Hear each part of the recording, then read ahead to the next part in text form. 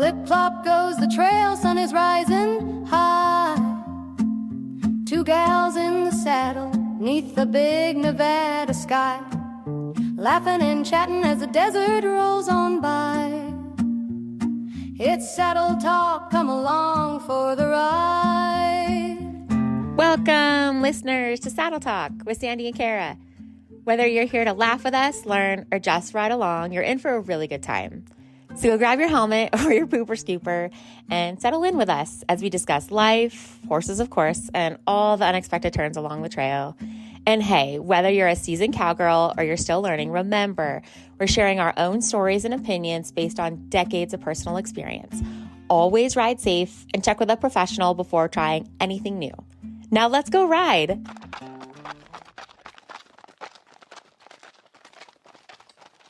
Hi, Kara. Hey, Sandy. So we have a very special guest with us today for this episode. Her name is Krystal. Do you go by Jean as well, or is that just... Yeah, that name seems to stick around longer than my last name, so Okay, Krystal so- Jean.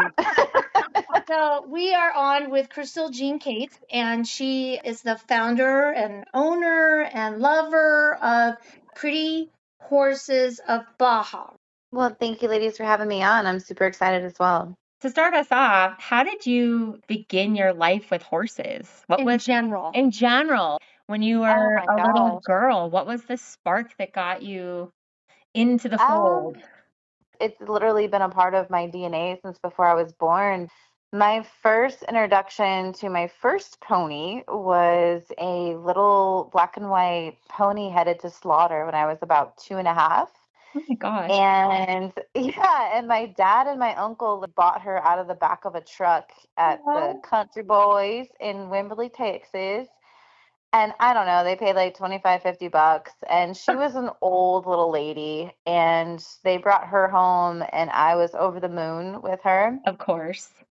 And, she was, looking back, she had to have been in her mid to late 20s. And she was Yeah. just so patient with me. And then my little brother came along, and I was so excited to share everything with him. And I would like push him up on the pony and just like kind of push him back over on the other side. And like he was like he was like my first willing partner for like trail rides. But she was my friend. I had her for a while. I had a very interesting childhood, but at one point my uncle found me riding down the road when I was like 3.5, running away. Oh my gosh. And like, mind you, like, stick over your shoulder. no, I had my pony Oreo and like my dog, and I was just like taking off. Peace out. Yeah, and they were like, "No, we're taking you home." Aww, that's I don't think me and Oreo would have, made it far, but that's amazing. All I need is my horse and my dog. And that's all I need. I don't need anything else. Yeah, I don't need clothes. I don't need nothing. I'm out. Aww, that probably laid the foundation for your whole life. Yeah, and then I got adopted when I was 5 with my half-brother's family, and my uncle in that family was always so great. He bought us a pony. That was Gypsy. She was a sassy little thing. And then I got Bear, who I still have to this day. I've had for 29 years, 29 and a half years. God.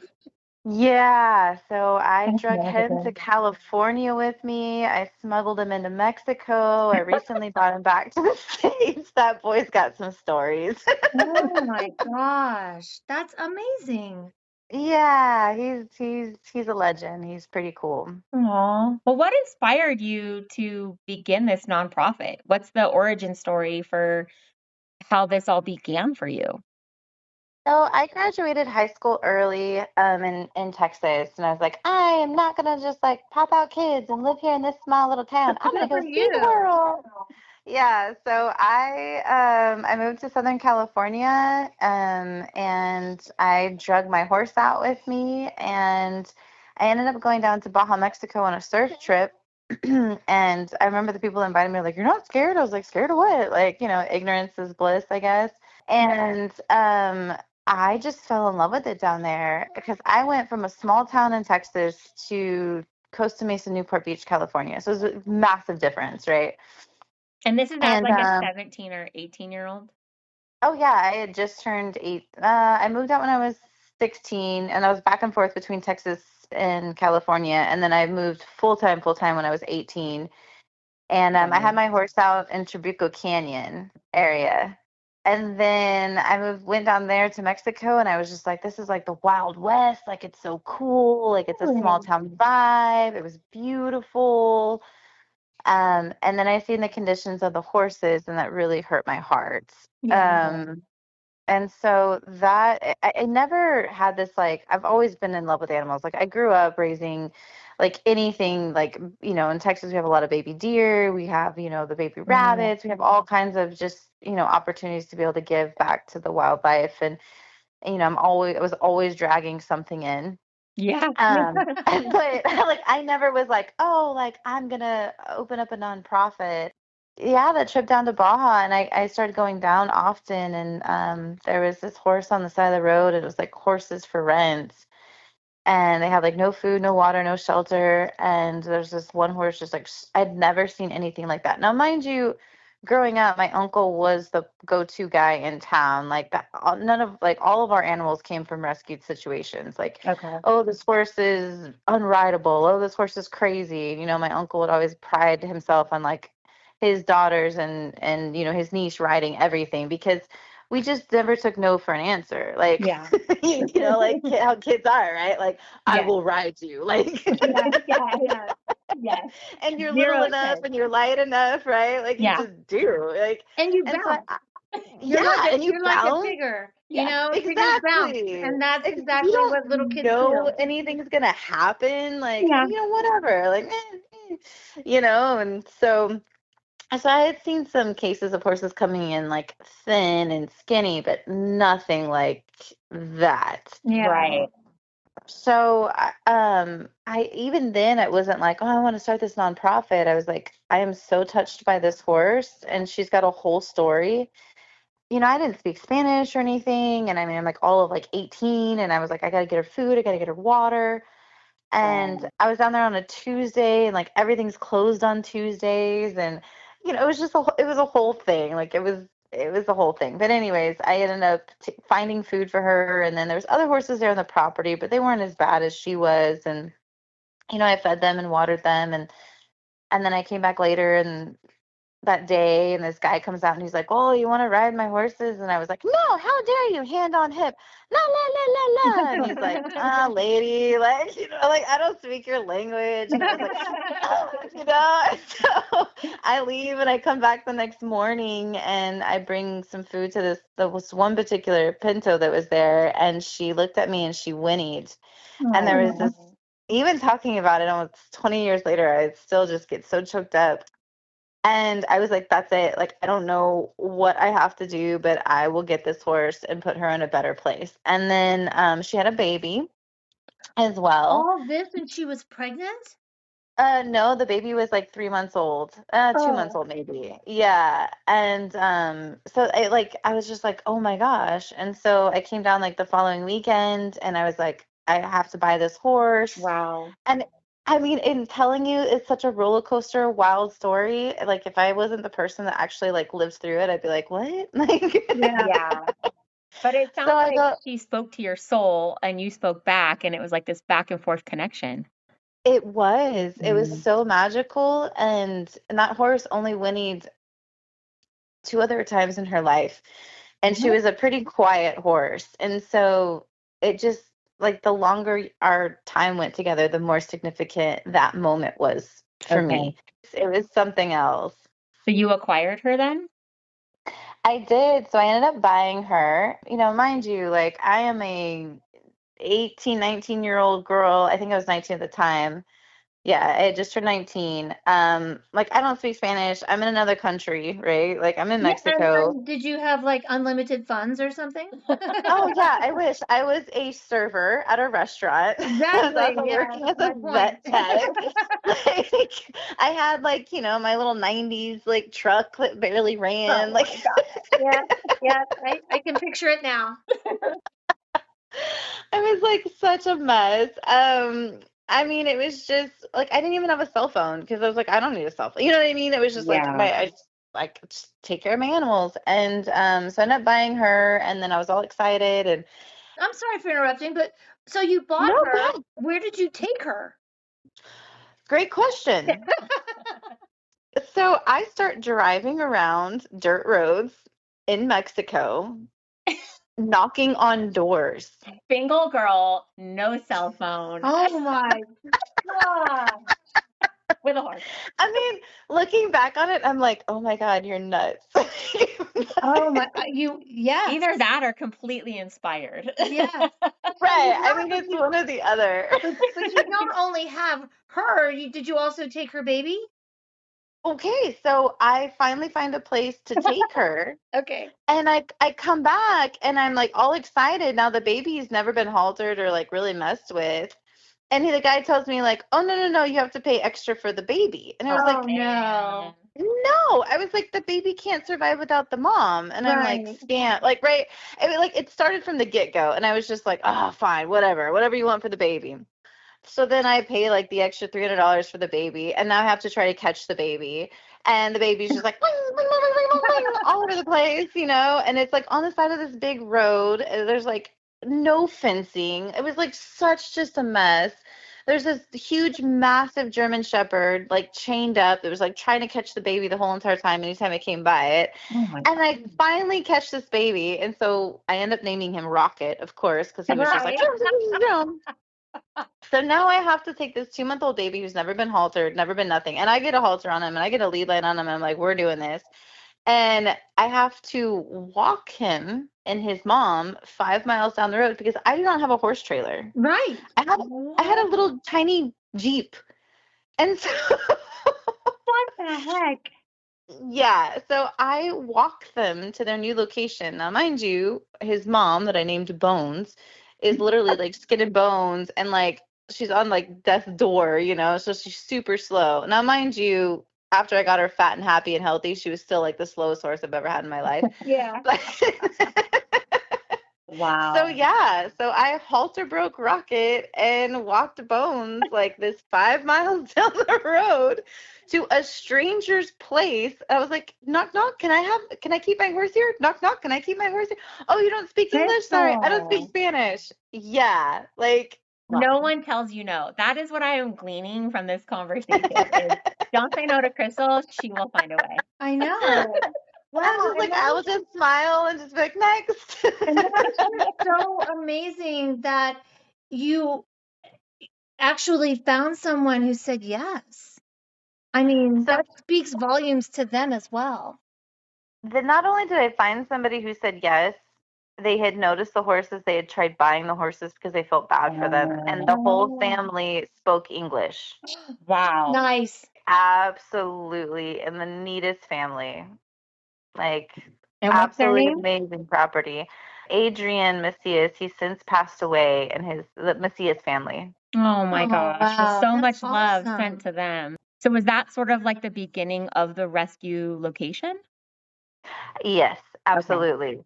Yeah, and in rescuing her, still her and Rocket, and it wasn't like I was like, oh, this is what I have to do this. I was just so touched by this horse. I was like, I Right. don't like it's 100% personal funds, everything just, and there's so much more to it too, and what was going on in my personal life, but Of course. I was not going to say no to it. Like, and it's not like I had some background on things. It's not like I had everything figured out. Like, you know what I Right. mean? Obviously, like I'm knocking on doors, like, do you got room for my horse? But like, Right. You just jumped. So, yeah, I did. so then at what point did you realize that you were becoming a rescue, even though that wasn't what was in the back of your mind? When did you realize, maybe this is a rescue? So, I do believe that God has a great sense of humor with me, and He always enjoys putting me in funny locations and just watching me figure things out. But no doubt He directed me to the ranch where I ended up. And when I was there, I would work 4 days a week in Orange County, California, and I'd come down to Baja. And when I was there was a gentleman that came up to me and he goes, "Oh, I was wondering where the American brought the horses, because that's a drug dealer's situation. Wait, And I was wait, trying. wait, No, what? I swear to you. Wait, I don't Yes, understand. What is it a was drug like dealer situation? it was. So like where I got bones from was like a drug, They were like drug dealers? oh yeah, oh like Oh, 100%.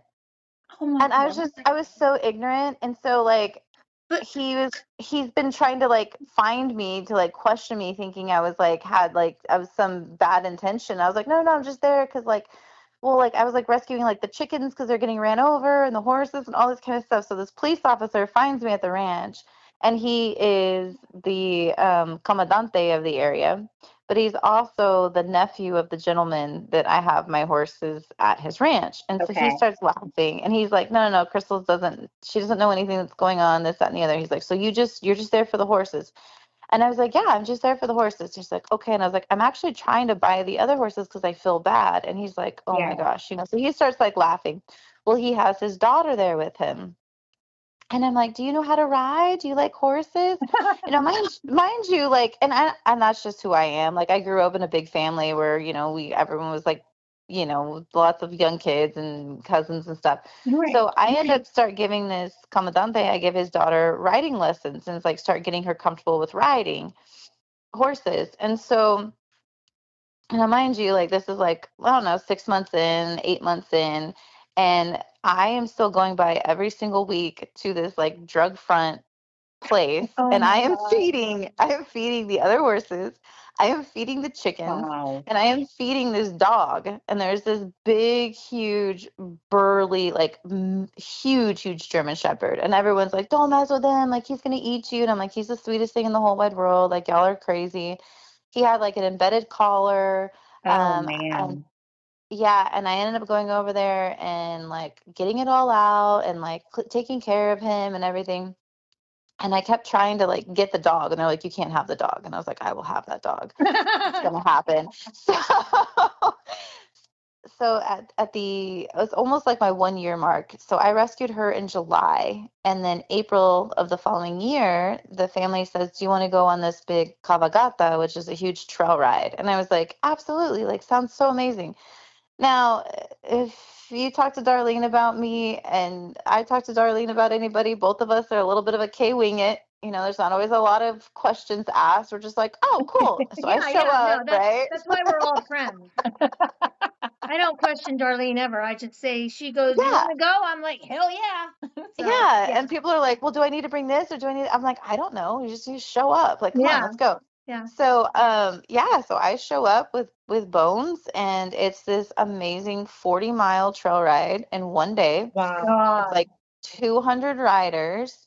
This is in 200? like, and you ride like through the mountains, and each ranch you get to, like more people join you, and then at the Wow. end they do this big barbecue. It's like it was the most magnificent thing ever. So that was like right before my 21st birthday, and I was Oh, like, neat.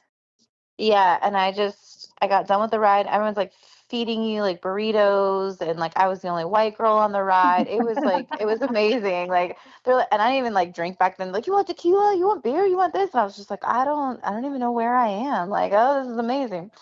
So we get there, we dance the night away. I get a ride back from the family. Super fun, amazing experience. I go home to California. I put in my 2 week notice at both of my jobs, and I was like, I'm moving to Mexico full time. Yeah.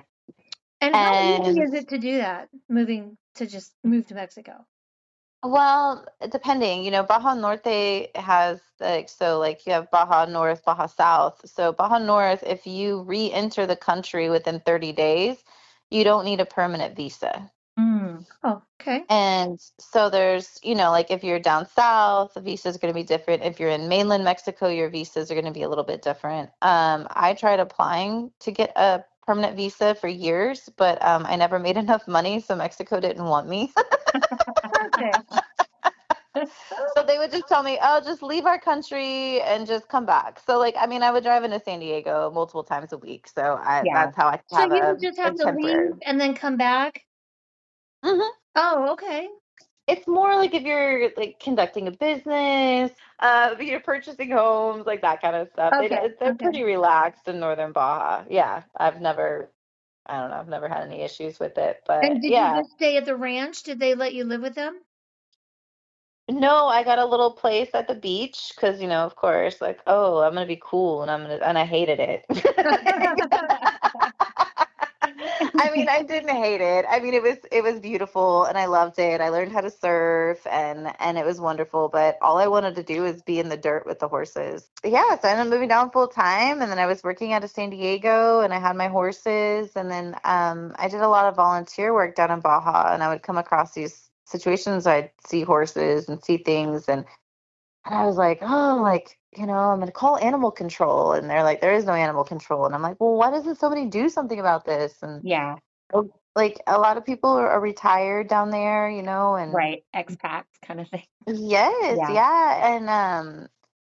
And so I don't know if you guys remember the fires that broke out in 2007, 2008, maybe 2009. We had those really bad fires Yeah. in like the Trabuco area Yeah. and all that. Absolutely. It was gnarly. Yeah, it was. It was horrible. So I had my horse Bear up in that area at the time, and I pulled him, and he was stabled next to another horse out of the canyon, and like took him over to the Orange County Fairgrounds. They're like, oh, like you Yep. don't need to evacuate any horses, and I was like, absolutely you do. Like, oh no. And I had just bought my horse trailer, so I was super excited about that. Finally saved Right. up enough money for a little 2-horse slant. Yeah. And I ended up volunteering and pulling horses out of the fires and everything. And so then after everything settled down, everyone could go back. There was a bunch of donations still left. And so there was a lady down in Mexico who had a dog rescue. Her name's Sunny, and she was amazing. Like she had like 300 dogs, and Wow.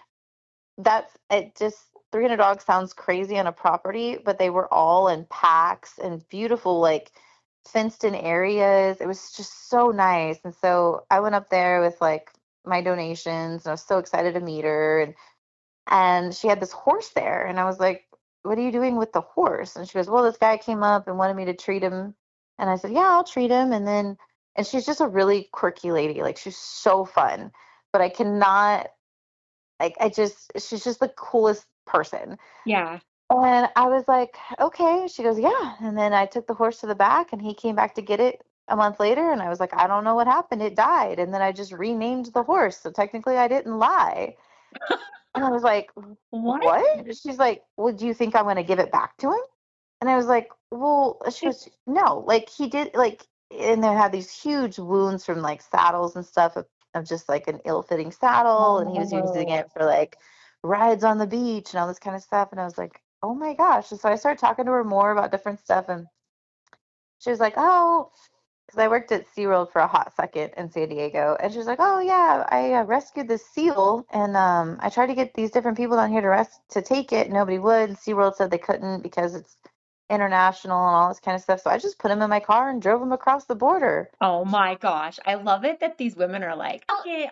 And so she's like, yeah, I put it in my car, put a little hat and some sunglasses on it, and I drove him up to the border. And I'm like, what happened when you got to the border? She goes, well, what do you think happened? SeaWorld came and got it. And I I was like, I you're a love it. fucking genius. I love that no one is telling these women, like, you're not saying to yourself no, and neither is anyone else. That is, Oh, yeah, I'm just in shock. So right. in order for her to get SeaWorld to take it, she tried to get it across the border, She did get it. Yep. and they took Yeah. it from her, and SeaWorld Uh-huh. came and picked it up. Yeah. And so the That's border crazy. agent was like, you can't bring a seal across. She goes, oh, really? What are you going to do about it? And he Oh goes, my well, I am God. going to call. And so she did get like like a slap on the wrist kind of thing. So But like, what? she's like, I sat in the car and watched the people from SeaWorld come and pick it up. And I'm Oh, like, you are so freaking smart. I love it. I love it too. It's just, let's rescue animals. That's so crazy. Yeah. Wow. She's like, okay, you just have to outsmart the system, right? And I was just like, Absolutely. Yeah, yeah. Well, I feel like you've been doing that this whole time, basically. So then, how did that connection play into what would become you? Like, you met this kind of quirky lady. What happened next? I was so inspired by her, and Oh, it ignited something in me and it just turned it loose. I mean, how often are we like, oh, well, I'm going to do this once this is done? Or, like, I'm going to, like, as soon as I have enough money, I'm going to do this. And she didn't, but she had a desire. She was creative and she had such a passion for these animals. And she made sure that they all had this beautiful, safe space. And like I said, $300 dogs, it sounds crazy. It sounds insane. You could walk in any pen with any of those dogs, and it was amazing. And it was definitely her energy that definitely had something to do with it. wow. And so she looked at me and she goes, "What's your background with horses?" Because Yeah. here I am, like, right? I'm talking about a problem, and she's solution driven. Mm. And I was just like, oh my gosh, you're right. So that opened up in my mind, like, Krystal, you can take on more than just what you have, you know? Hmm. And then from there, I started becoming more creative on how I'm like, okay, so I would find horses in different situations, and I would negotiate because slaughter's big down there, and so I got up to like 10 horses at one point, and I'm telling you, people organically always just fall into line. And so I this lady came up to me and she's like, "Hey, I would really love to take some lessons and I'd really love to ride. I'm just going to be down for a week, right? It's a big vacation destination." Yeah. She goes, "But I don't want to support these people on the beach.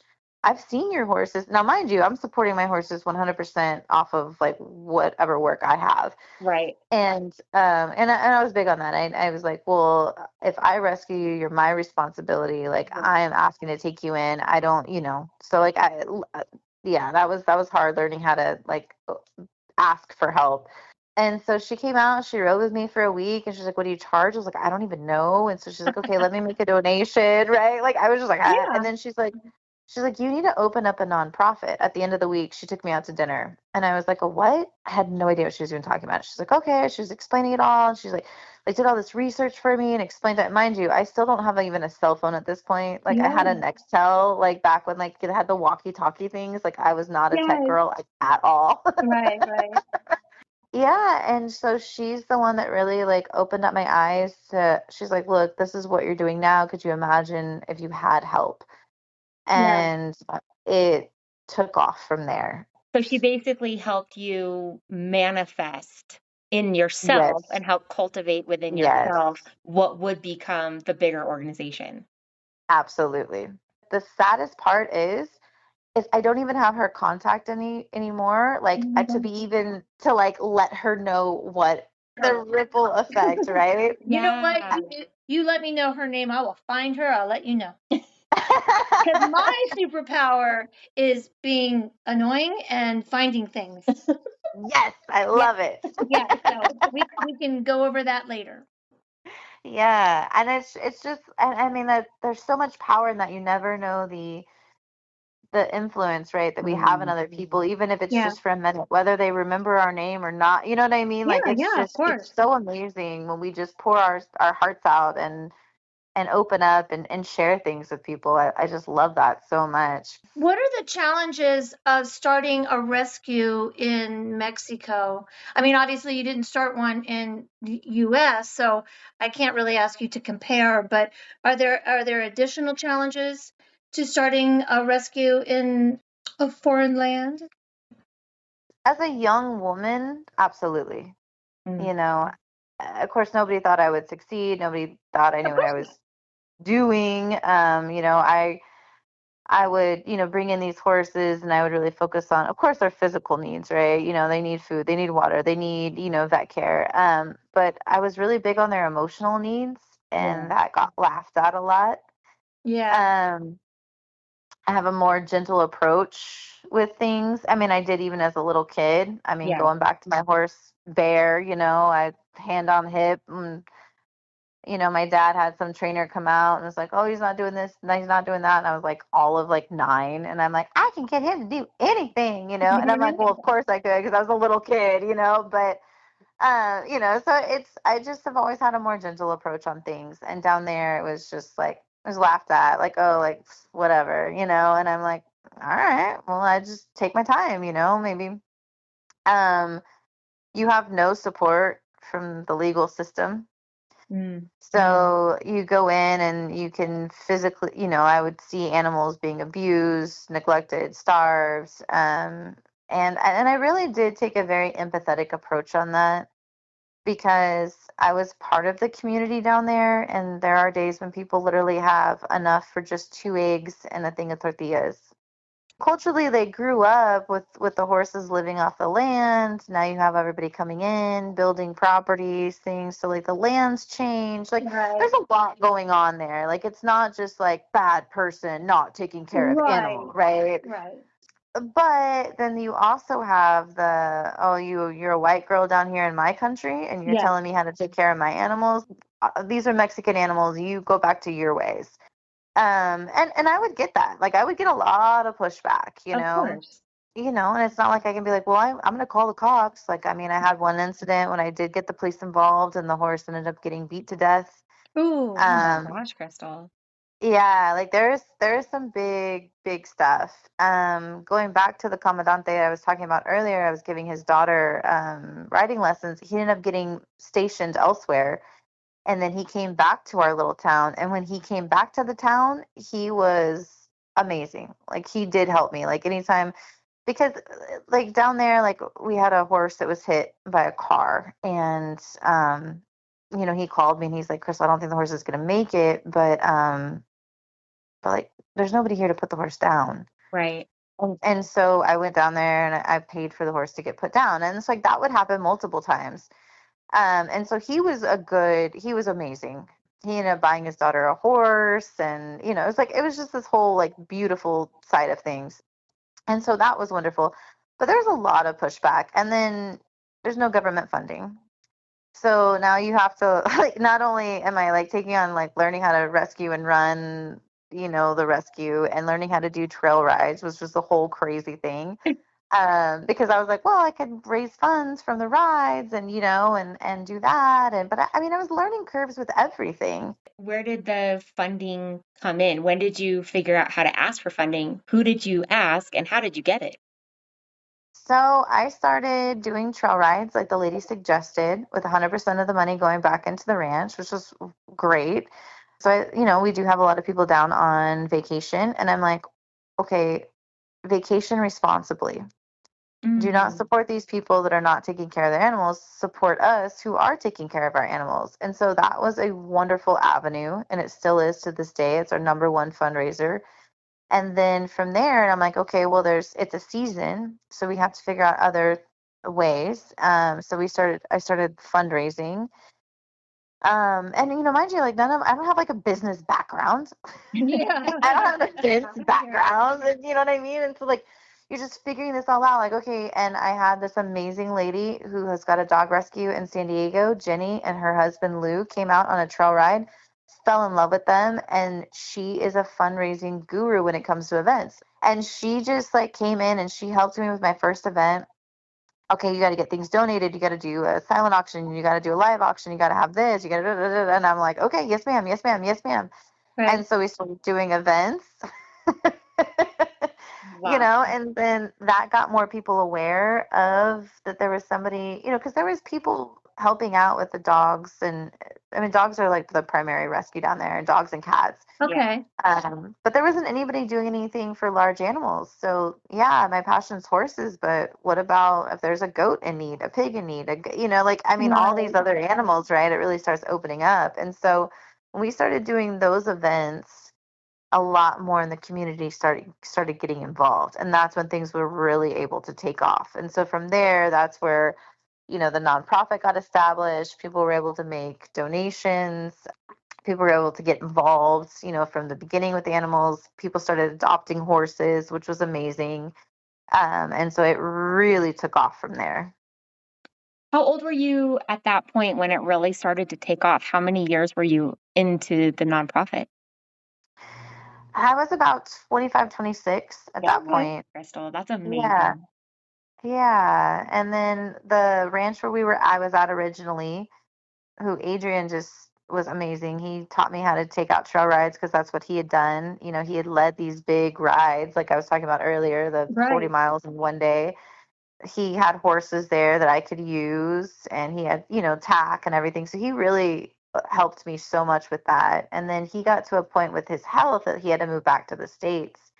And at this point, I had like 12 horses, and I was ready to move out on my own. And so I left them, and I leased a piece of property. Okay, I was just going to ask if you were still at the same place that you started with that family. So no, you bought your own Yeah. land. Well, I leased, yeah, not Okay. not bought, but yeah, down there it's a little bit stickier than that. But yes, I leased some property, and then the rescue really flourished from there. I think the second year I had the leased lands, we had like 60 horses on the property Oh, because wow. it took off. And, we were getting calls from people because there's really nothing like that down there. There at the time, there is now, which is so wonderful. That's definitely one of the ripple effects of the ranch because Mm.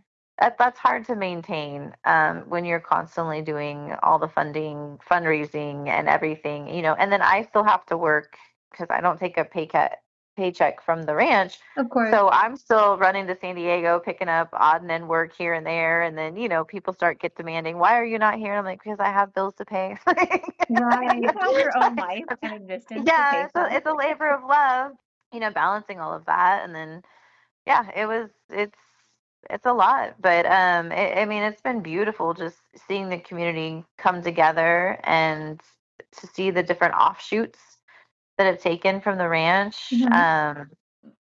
How many years are you now, like since you started? I'm just curious. I think it's 18 and a half or 19 years, somewhere around Okay, there. okay. Oh my gosh, Yeah. Krystal, this is completely inspiring. I love that you followed your heart and everyone was following with you. Thank you. It Thank you. you said something about how everything just fell into play, and it just sounds like that, like you were saying, that these main players came into your life at the right time. They did, yes, and it's happened multiple times, which is so beautiful because I don't take it so much like it's for me, but these beautiful animals deserve a space and they Absolutely. deserved an opportunity. And it's so neat to see others. Like maybe I needed to spearhead it, but to Mhm. see others Right. touched by these animals, it's all about them. And it's so nice that that's been able to unfold. So what do you think the future of this rescue is going to look like? I've evolved a lot. I've changed over the years, and the rescue we're much smaller numbers now as far as the horses that are there. Mhm. We've got 15 horses on the property that call it home, which is wonderful. We've got a lot of our horses that we rescue. That's their forever home, and some of them come in with injuries. Some can be ridden, some cannot. Some are a little quirky, just kind of depending on what their needs are. But Mhm. I know that the long-term effect of having the rescue will always be there. And like I Yeah. said, there's a lot of offshoots from the rescue that started because of taking a stand for these beautiful horses. And the future for the rescue, I have a year left on my lease down there in Mexico. Oh, wow. And yeah, which is bittersweet. The intention will be moving about 8 of the horses north of the border Oh, and finding home. I've got good homes lined up for the others, and then my efforts in the rescue industry world, it will be hands-on down there. So doing clinics, going down, doing fundraising, helping more the individuals that need help, like hands-on help for them oh, instead of for other rescues? uh-huh. Oh, Yeah, so nice. there's probably 6 other rescues that have now opened up down there. And Wow. so, yeah, which is amazing. Because like I'm still Mexico's largest horse rescue, which is crazy to think. Wow. But That's but for the quite longest an time, I was accomplishment. Mexico's only, yes, only. So I am happy that all that we've done down there. And then the last 2 years, I've been spending a lot more time in the States, and I've gotten much more involved with the Mustangs. So my focus is kind of shifted a little bit more towards the Mustang side of things. And I love Mexico dearly, but just where I'm at in life, it's not as easy for me to be in Mexico full time. Right. Mhm. So yeah, so I've got a adorable little niece out in Texas, and she's at a point in her life where she needs her Aunt Krystal. Of So course. she's been She's been my little focus lately, and just expanding in my horsemanship. And I love Mexico dearly, but I just needed a different direction, and so the Mustangs have been something I've loved for a very long time. And I love to travel, and every time anywhere I go, I always find different rescues to volunteer at and to help at, and Mexico will always have a very, very soft place in my heart, very special place in my heart. But I know I can do more in expanding heading north of the border, so that's where my focus will be over the next year. So, like in a big way, are you sort of closing the doors to your rescue and then becoming a helper for others? Yes. So I will continue my rescue efforts, but it'll be here in the States as far as location. And I will still help with the animals down in Mexico. I'll still help everywhere that I can. I just feel like I could do more being north of the border. It's just getting very difficult traveling. Crossing the border is just getting more and more difficult. Yeah. So Makes sense. where I could go down and instead of me having to maintain a whole ranch and dealing with repair. I mean, maintaining a ranch is just difficult, even if you live there daily. And the last 2 years, I've been north of the border a lot. I'm like, this is too much. So I'm like, okay, we gotta pivot and just figure out what we can do. And so I would rather go down and be able to help the different rescues down there. And the horses that I have are amazing. I'm working with a couple in San Diego, and I have a couple in Texas, and to get the horses north of the border. And we have a few places where we can bring them and get them good homes. I think Darlene wants to be one of those good homes, doesn't she? Yes, yes, she Yeah, does. I thought so. She had posted a few pictures. She sent me some pictures. She's like, Sandy, look. I'm like, what are you doing? Yes. Absolutely. She's so great. I know. She's so fun. I know.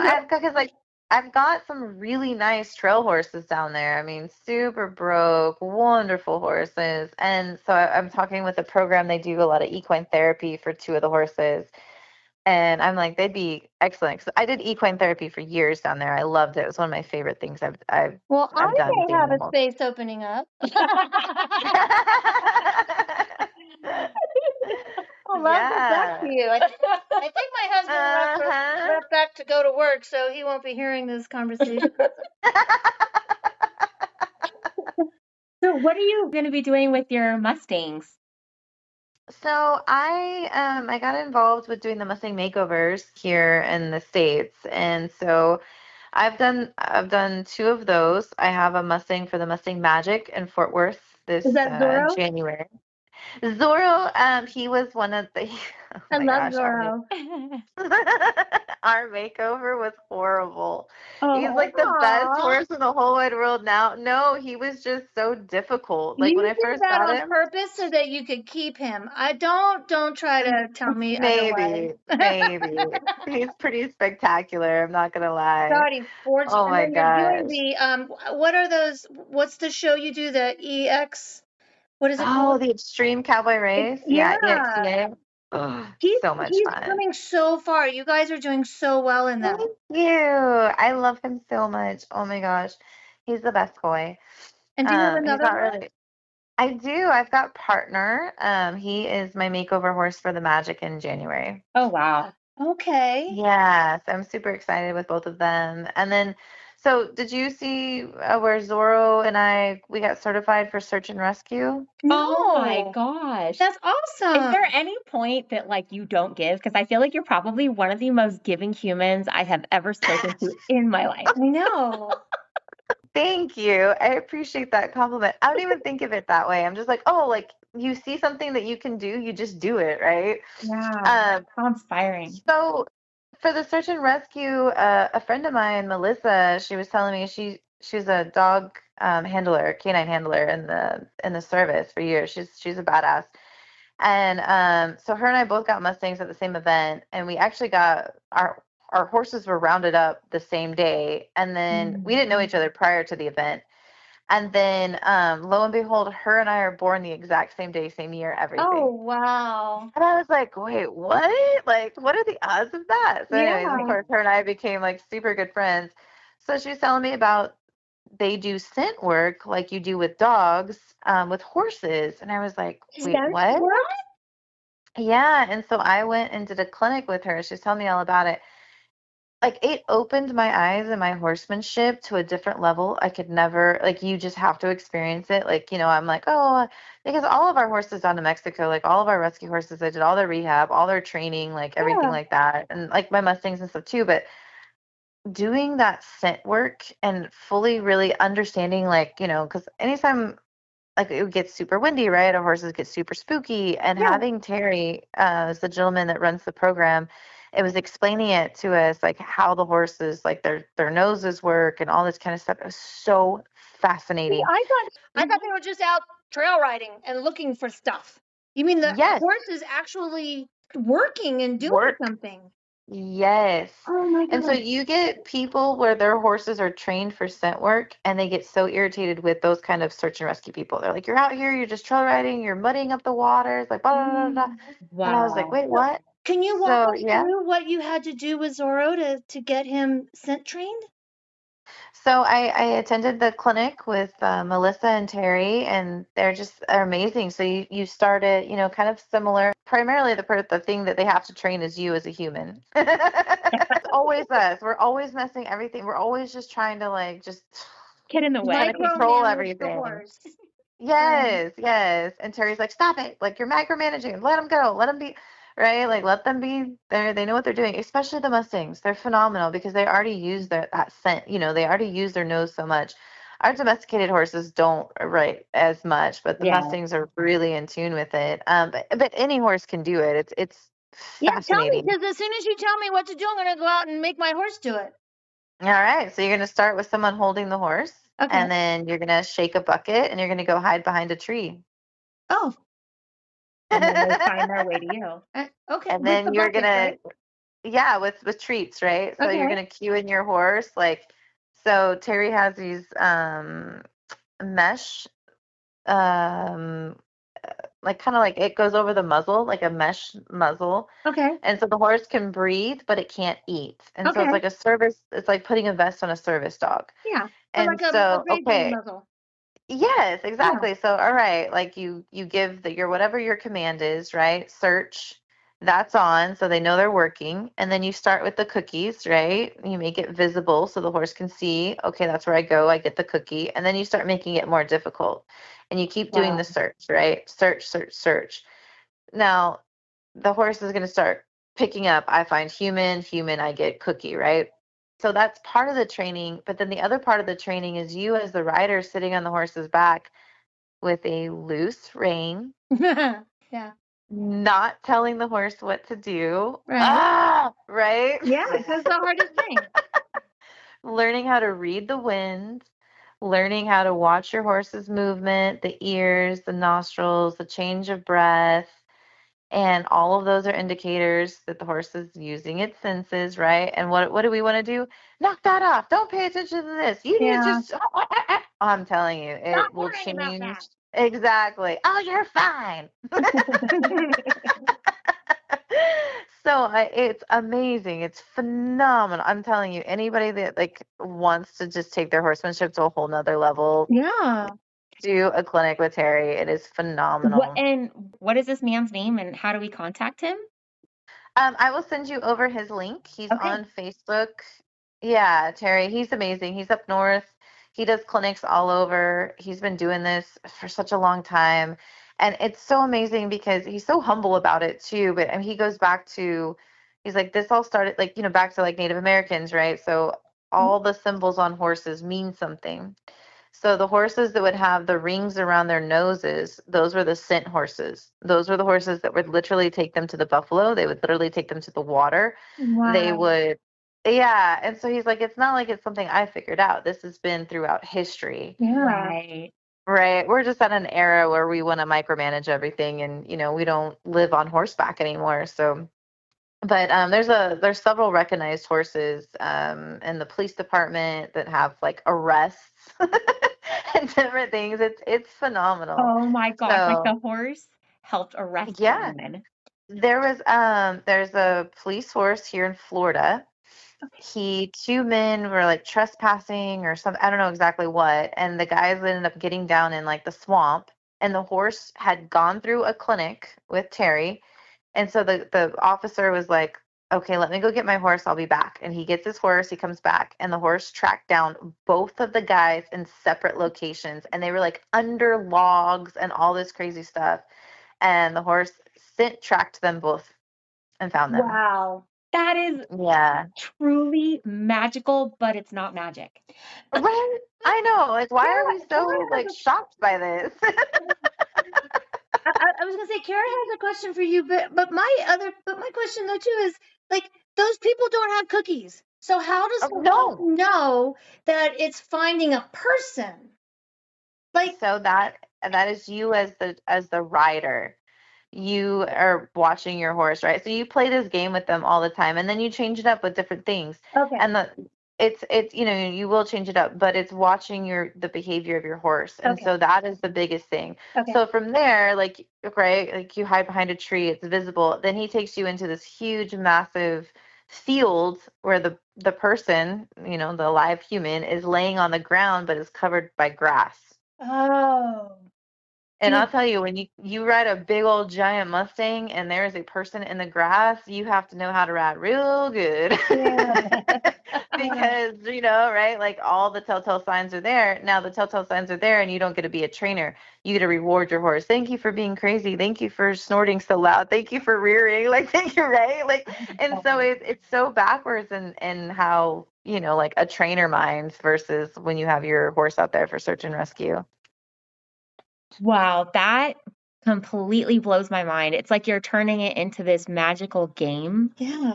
Yes. and just completely trusting the animal, right? 100, you got loose rein because you can't try to guide them, right? Yeah. It's not like you get to see the body and you're like, that's where you go. And no, you were literally like, I am relying on you to tell me what's in the air, I can't even what's going on. imagine like how strong the bond between rider and horse becomes during and after that training. It's yeah, it's pretty magical. Wow, I'm definitely gonna try that. Yeah. Mm-hmm. I'm gonna Yes. start. I'm not even kidding. I'm gonna Me too. Oh, me too. Are you kidding? I'm gonna I'll start do it with y'all. I'll do it Yeah. at the clinic. It's amazing. I'm telling you, there's so Oh, we much to gotta find. learn each Yeah. time. I have a question that's slightly off topic, but related. Go for it. You see the road to the horse where it was the native man from South America and he had a pretty unruly mare. Did you get No, to? Oh, I didn't. he was magical. And one of the things that the people who were running that organization did, they had this fantastic sidebar where you're supposed to have a limited amount of time with the trainer and the horse to explain what was going on. And because he had used techniques that were so different from other traditional trainers, they gave him an extra 20 minutes. And Oh, yes, and he explained everything from a native person's point of view. Hearing you talk about going towards the horse's instincts. If you get a chance, Krystal, you need to watch his ear because he, like you are saying, is all about the relationship between the horse and the human. I love it. So if you I get a chance, will. I will friend, for sure. okay, Yeah, and I'll send you that. yes, please do. I have a friend of mine who's good friends with that gentleman. And my friend, he's Brazilian, and he's like, oh, I've studied under him, and Okay. he's real big into like. I mean, I haven't personally watched him, but what he talks about, he's like, oh, I'll get in there like barefoot, and Yes. so I can feel their Are we energy, talking and like, Canada or US? Yeah, no, I know what you're talking about, where he's barefoot yeah, and he has this uh-huh, amazing tactile connection, and it's soul to yes, soul communication. yes, I love it, Uh, so cool. Everything that you're saying just reminds me of how far we've come. as an We industry. really have. We really have, like, if you think about in the 90s and the 80s and in the 70s, how everything was so regimented because literally equestrian sport came from the regiment. Yes, Right. yeah. And it's almost like there's been this deconstruction of techniques. And And I love it. absolutely. Yeah, I love that you are bringing this up. I thank you so much for bringing this up. It is one of the most interesting topics I've ever heard. Yeah. Yeah. That Well, is thank you. really And a cool. lot of and you know, we are so blessed here in the United States to have access to so much. I mean, you can hop on YouTube and look up just about anything that you want to learn in the horse world. And that was one of my things of still remaining empathetic with Mexico is how many Mexican trainers are there out there that are doing this with a different approach? Yeah. And there's not many. The sad part is there's all that information out there on YouTube and the internet, and hardly anybody ever goes and reads it. That too, yeah. You come across so many people that need help, air quote, and Hmm. they have same access to the information, and they don't do the research. So Yeah. yeah. Yeah, it's just like, well, this is how I was taught. So there, I'm like, no. Right. You can you can do different, Do you think you that your know. influence changed the region in Baja for training and the rescue? Do you think that it had individual impact on people there? Oh, massively. Yeah, even the gentleman Adrian where I was at, you know, he was very harsh. Not when I was there, but you know, like by the time I left, he was like feeding horses carrots. You know what I mean? Like, I mean, it was like it's so funny, like to say that, but like even the gentleman that worked for me for a while, you know, he was like cowboy, you know, and then I would catch him, and he'd be out there singing and like, you know, like brushing down my horses and you know, like giving them carrots and cookies, and then you have, you know, the gentleman, the officer, like he made a point to rescue his horse. Right. And Right. he came up to like be like, oh, I rescued this horse and I rescued that horse. And you know, and then it would get to the point where instead of I'd have to like chase people down to help them with their animals, people started coming to the ranch. Yeah. And, you know, they'd be like, hey, like, do you want to buy these horses? If Right. not, you know, I'm going to take them to slaughter. And some people are like, oh, they're just trying to make money off of you. And I'm like, no, they actually had a second option. Because some of Yeah. these people really did care about their animals. They just didn't have the means to take care of them. They didn't want to see them suffering, Right. you know. And so it's like, you got to think big picture. It's not just always like, oh, this, that, the Exactly. other. And we eat cow, you know? Right. And Exactly. I personally I'm would not never, vegan. I would never partake in eating a horse. I don't know that I could, even if I was starving. I don't know. Hmm. I wasn't Hmm. raised that way. And so I try not to be judgmental when it comes to other countries and cultures that Correct. might eat horse or eat a dog.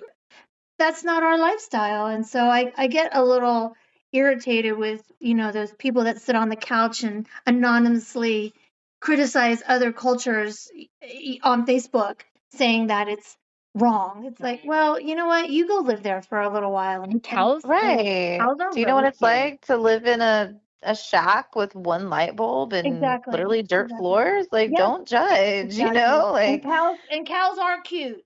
They're so cute. yes, Yes, they're very cute. my mom and dad had bought this farmhouse and it had a working ranch, so to speak. And the farmer they bought the house from brought his cows and used the ranch. And I would go out there and I wouldn't eat meat for a week. Yeah, I I eventually did know. again because you're hungry. I'm I hungry. know. But I it's didn't so eat. sweet. I had a pet pig through the rescue, and I didn't eat any pork until he passed away. And then I had a pet cow, and I would just like not eat beef at the house. At the house, you would go to the restaurant. Yes. Oh my gosh, Crystal, that's Yeah. hilarious. I see me in you. Yes. Oh Um, yeah. Oh yeah. I'm like, man. I still have a couple sort of wrap up questions Sure. that we want to shoot your way. The first one I'd like to ask is, what accomplishment are you the most proud of over the 19 years of you fostering and cultivating this outstanding horse rescue across borders? What accomplishment or accomplishments plural are you the most proud of during your time of this quest to make animals' lives better? So I did a lot of work with the children down in Mexico. We would have the kids from the orphanage come out. We did a lot of equine therapy, and there was one group in particular that we worked with, and they were all children from human trafficking. There was a young girl, a friend of mine was involved in her rescue, and she was like 13, 14, and she was in a situation. It was clear what was going on. The authorities got involved. She was able to get out of that situation, but she was pretty bitter about life. Of Yeah. course. So, right. So I was involved in helping my friend with all the coordinating everything. And then it was about 3 or 4 weeks after she got into the home, they came out. So I was aware of who she was, but of course I'm not going to let her know that. Right. So she gets to the ranch, and all the other kids had been there, multiple times. And when they would come out, we would have to shut down the whole entire ranch. We'd have to have guards. Like it was a big deal. And it was the one place where the kids get it cut loose. And so at that point, I think there was like 15 kids in the program. And they were so attached to all the animals because they came out on a regular basis. Like, oh, they loved, I have like all my dogs and just all the critters, and they would just like the dogs would like run up and play with them. Oh, like a fur And family. yes, and some of the kids were, intimidated by the horses, but they loved them. They didn't necessarily want to ride, and so this young girl, in particular, like when she got there, she was just like couldn't be bothered with anything, and my dog just kept on irritating her. He was like, I'm not gonna take no for an answer. You will love me, Mm-hmm. and so she didn't want to ride that time, and I was like, that's fine. And so the following week they came out, and I said, hey, do you mind sitting on the horse and holding, because one of the kids was like 4, so one of us would get on the horse and like like double ride with her, and she was like, fine. And I was like, okay, like I was like, all right. So I get her on the horse, and we're walking around the arena, and the actual physical location of the property where I leased is stunning. It's one of the prettiest places I've ever been in the world. And I just watched her look at the mountains and look at the horses. And then I was like, well, you want to go back around again? And I took the little girl off, and it was just me and her. And I was like explaining to her, like, okay, you can pet this horse and this, that, and the other. And then I didn't even ask her if she wanted to go around the third time. And we went around the third time. And I was like, well, what do you think of it out here? And she goes, people talk about what peace is, and I've never understood it until I've been out here Aww. riding this horse. And I will forever like freeze frame that in my mind and my heart. And Crystal. that was the most, like, that's what it's all about. Yeah. It's about making space for these beautiful animals in a country whereas they didn't have it, and giving this young woman that opportunity to experience that with her own, like in her country, with things that she could relate to so much. Like, I couldn't open up that in her. No. And you But these couldn't force that horses, in her and either. no, A lot of no. yeah. You opened up the podcast towards the beginning. You opened it up talking about creating a moment for someone, and that people had done that for you. There was a woman in particular that created a moment, and then you had that man that created a moment for you that led you on your journey. And I just want to point out that you created a life. Oh, I'm going to cry. I You know. created a lifetime of knowing what peace was for this poor girl. Yeah. You have given back in every way possible, Miss Krystal. Thank you. That's I'm going to cry. I know you are. I'm crying. We're all crying over here, That's friend. why we don't do video. We don't do video yet. Not yet. But that was amazing. That was an amazing special moment. Thank you for giving that to her. Oh, thank you. Yes, of course. I mean, I couldn't do it without the community that was involved. I think of her all the time. Have you talked to her since? No, unfortunately, COVID hit right after that, and they wouldn't let the kids come out for quite a while, and then Okay. she graduated from the program. Ouch. Oh, Well, if Yeah. people still want to support your organization or the sister organizations that you are linked to down south, what's the best way to give? Our website, prettyhorsesrescue.org. Our Facebook as well. I try to keep up on everything with our social media as much as I can. And then if you're interested in adopting a horse, reach out. We've got some amazing horses available. Well, I can't thank you enough for this conversation and everything that you've shared. I feel like you've Oh, just thank you. really given from your heart, your whole life so far. And I feel like you're continuing to give in your new ventures and adventures. Yeah, absolutely. When this episode airs, we will paste it all over your page, our page, Darlene's page, everybody's page. Awesome. Try and get. No, you had mentioned earlier about something about Giving Tuesday. What Yes. what was that? Yes, so on Giving Tuesday, there's a few different platforms that will do matching donations. And so we are going to really focus all of our social media on getting the horses rescue stories out there to be able to fundraise. So, like I was saying, our number one donation is trail rides. We also have a cabin, two different cabins. You can stay at the ranch. Hey, I have a room, right? Yes, yeah. you do. You do. Yeah. Yes. And you have a gift certificate, so you could give it away to a friend if you don't want to use it. Or But Kara and I could just come down there. yes, absolutely.